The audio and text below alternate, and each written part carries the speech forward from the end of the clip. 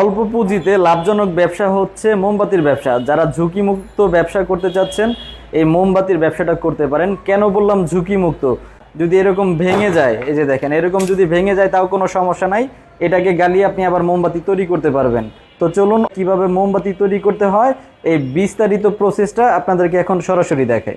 তো আমাদের মোমবাতির পাউডারগুলো আমরা এগুলা সব লিকুইড করে নিয়েছি। এই যে দেখেন এটা জাল দিলেই লিকুইড হয়ে যাবে। অনেকে মনে করে কিন্তু পানি মিক্সড করতে হয়, এটার সাথে কিন্তু কোনো পানি মিক্সড করা যাবে না, এটা হিট দিলেই লিকুইড হয়ে যাবে। তো এখন আমি সরাসরি দেখাই কিভাবে মোমবাতিগুলা বানায়। এগুলা ঘরের পোলাপান মহিলা মানুষ সবাই কাজ করতে পারবে। তো আমরা সর্বপ্রথম আমাদের সুতাগুলো লাগাই নিতে হবে। কিভাবে সুতা লাগায়, এই যে দেখেন উপরে এবং নিচে এরকম সুতার এই যে গাঁট কাটা আছে, ছিদ্র করা আছে, এখান দিয়ে শুধু সুতাটা ঘুরিয়ে ঘুরিয়ে পেঁচিয়ে দিতে হবে। একবারে সহজ কাজ।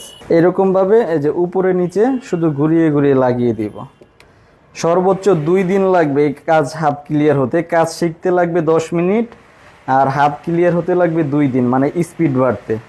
একবারে সহজ। তারপরেও আমরা সব কিছু প্র্যাকটিক্যাল বুঝাই দিব।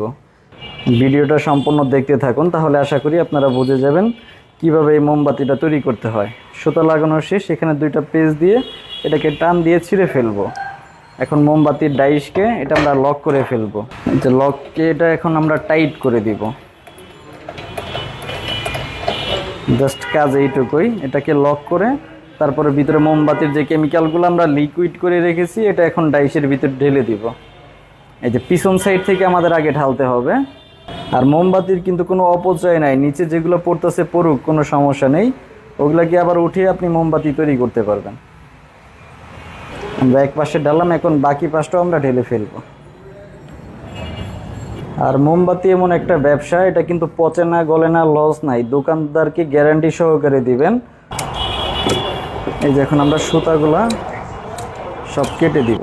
এভাবে কেচি দিয়ে সুতাগুলা কেটে দিতে হবে। আমাদের মোম কিন্তু পুরোপুরি ঠান্ডা হয়নি।